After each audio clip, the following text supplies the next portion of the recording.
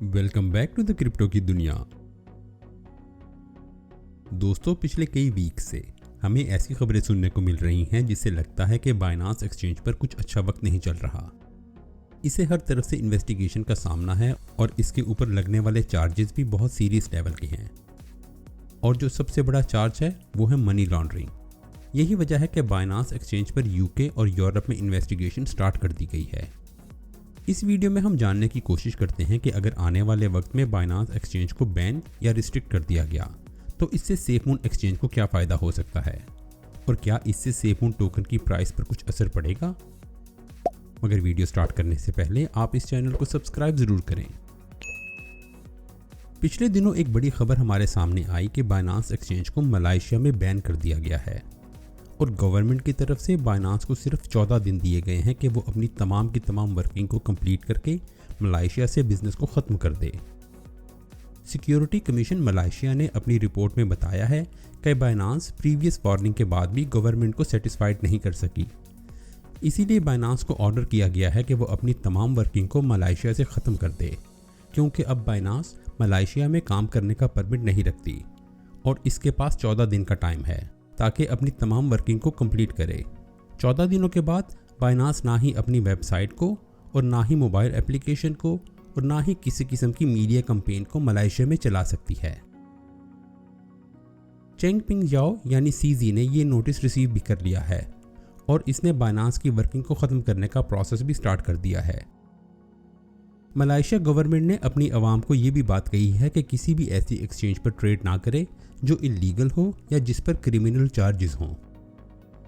वैसे अगर मलेशिया तक ये बात होती तो शायद ये कोई इतनी बड़ी बात नहीं थी, मगर मलेशिया के अलावा दूसरे कंट्रीज़ में भी रेड फ्लैग जारी कर दिए गए हैं, जहां वार्निंग इशू के साथ साथ इन्वेस्टिगेशन भी फुल स्केल पर चल रही है। यही वजह है कि वॉचडॉग बहुत क्लोजली बाइनांस को ऑब्जर्व कर रहे हैं और इन ऑब्जर्वर में एक का ताल्लुक इटली से भी है। इटली की गवर्नमेंट ने बाइनांस को वार्निंग इशू की है कि इनकी सर्विसेज में काफ़ी ग्रे एरियाज पाए जाते हैं और सिर्फ इटली ही नहीं बल्कि यूनाइटेड किंगडम यानी इंग्लैंड में भी बाइनांस के खिलाफ इन्वेस्टिगेशन स्टार्ट हो चुकी है।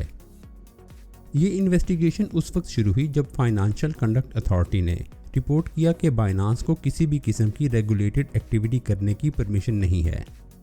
FCA ने अपनी रिपोर्ट में क्लियरली बताया है कि अगर किसी भी किस्म की कोई एक्टिविटी की जाएगी तो बाइनांस को सबसे पहले FCA को बताना पड़ेगा और उसके बाद ही बाइनांस कोई एक्शन ले सकेगी।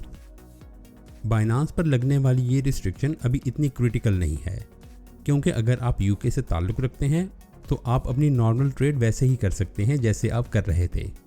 इस रिस्ट्रिक्शन से एंड यूज़र को कोई इफ़ेक्ट नहीं होगा।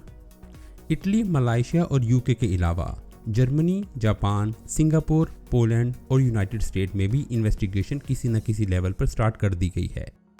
सीजी ने अपनी एक स्टेटमेंट में कहा है कि हो सकता है वो बहुत जल्द CEO की सीट से रिज़ाइन कर दे और अपनी जगह ऐसे पर्सन को लेकर आए जो फाइनेंस का स्ट्रॉन्ग बैकग्राउंड रखता हो, और हो सकता है आने वाले दिनों में बाइनांस का स्ट्रक्चर भी चेंज किया जाए ताकि गवर्नमेंट ऑफिशियल्स को समझने में आसानी हो। दोस्तों, आपके लिए शायद ये एक नई खबर होगी कि बाइनांस के तमाम ऑपरेशन ऑनलाइन चलते हैं, यानी अगर आपको बाइनांस के किसी फिजिकल ऑफिस में विजिट करना हो तो आप नहीं कर सकते। क्यों? क्योंकि बाइनांस का कोई फिजिकल ऑफिस है ही नहीं। इसीलिए सीजी ने बताया है कि बाइनांस बहुत जल्द अपने रीजनल ऑफिस भी खोलने जा रहा है ताकि गवर्नमेंट ऑफिशियल से इंटरेक्शन आसान हो सके। क्योंकि सीजी की अपनी ट्वीट के मुताबिक ऑफिस और हेडक्वार्टर खोलना ऐसे ही है जैसे आज के दौर में SMS और MMS को इस्तेमाल करना। वैसे इन तमाम न्यूज़ ने BNB कॉइन को भी इफ़ेक्ट किया है और इसकी प्राइस 1% तक नीचे आ चुकी है।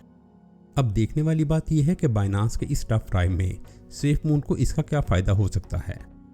अगर बाइनांस का टफ टाइम ऐसे ही चलता रहा और डिफरेंट कंट्रीज़ में इसको बैन कर दिया गया तो इसका फ़ायदा दूसरी एक्सचेंजेस के साथ साथ सेफमून को भी हो सकता है, क्योंकि सेफमून की टीम बहुत क्लोजली इसको वॉच कर रही होगी और सेफमून ब्रिज का लॉन्च होना इस बात को शो करता है कि सेफमून की टीम आने वाले वक्त पर नज़र रखे हुए है। क्योंकि अगर BNB कॉइन ख़त्म भी हो जाए तो इससे सेफमून को कोई फ़र्क नहीं पड़ेगा। हर कोई इथेरियम प्लेटफॉर्म से सेफमून टोकन बड़े आराम से ख़रीद सकता है और उसकी वजह thanks to the bridge technology. और फिर सेफमून की अपनी ब्लॉकचेन टेक्नोलॉजी जिससे सेफमून टोकन कॉइन में तब्दील हो जाएगा। सेफमून वॉलेट जो कुछ ही दिनों के फासले पर है। जैसे ही सेफमून वॉलेट की फाइनल रिलीज होगी तो इससे सेफमून को इतना ज़बरदस्त बूस्ट मिलेगा तो सेफमून के लॉयल और डेडिकेटेड ऑडियंस और भी ज़्यादा कॉन्फिडेंट हो जाएंगे और फिर सेफमून एक्सचेंज का लॉन्च होना इतनी बड़ी खबर होगी कि हर कोई इसकी हीट महसूस करेगा।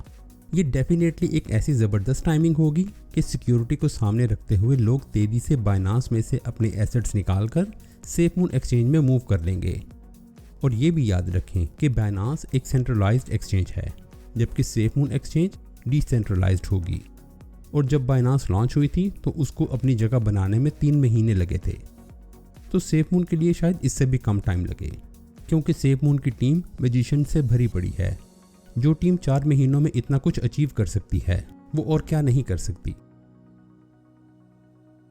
वैसे दोस्तों कुदरत का कमाल देखें, कहीं सेफमून बाइनांस पर लिस्ट होने की हर तरह से कोशिश कर रहा था और अब हाल ये है कि सेफमून अपनी एक्सचेंज लॉन्च कर रहा है और बाइनांस अपनी सर्वाइवल की जंग लड़ने में मसरूफ।